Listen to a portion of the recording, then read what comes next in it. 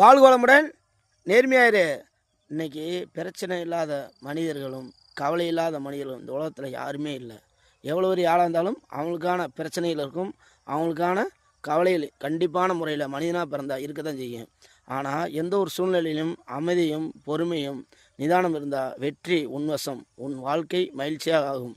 எத்தனை கோடி பணம் கொடுத்து எதை வேண்டாம் வாங்கிடலாம், இந்த அமைதி மட்டும் எல்லாராலையும் அமைதியாக இருக்கவே முடியாது. நிறைய பேர் சொல்லுவாங்க, எவ்வளோச்சும் பிரச்சனை இருக்குமா சார், வெம்பாரு கோலை புண்டுகை அப்படின்ட்டு. இன்றைக்கி நம்மளை ஏளமாக பேசுகிறவங்க உலகத்தில் 1000 பேர் இருப்பாங்க.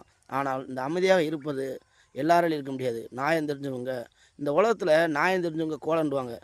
நியாயம் தெரிஞ்சவங்க, மனிதாயம் உள்ளவங்க, இறைவனுடைய பிள்ளையை மட்டும்தான் அமைதியாகவும் ஒரு சூழ்நிலையில் இருந்து அவர்கள் வெற்றியை காண்பார்கள். அதனால் அமைதி என்பது ஒரு கலை. அதனால் அமைதியாக இருந்தாம்டா நம் வாழ்க்கை எப்பயுமே மகிழ்ச்சியாக மாறக்கூடும். எல்லோரும் மகிழ்ச்சியாக வாழ மனிதத்துடன் வாழுங்கள். வாய்மை வெல்லும்.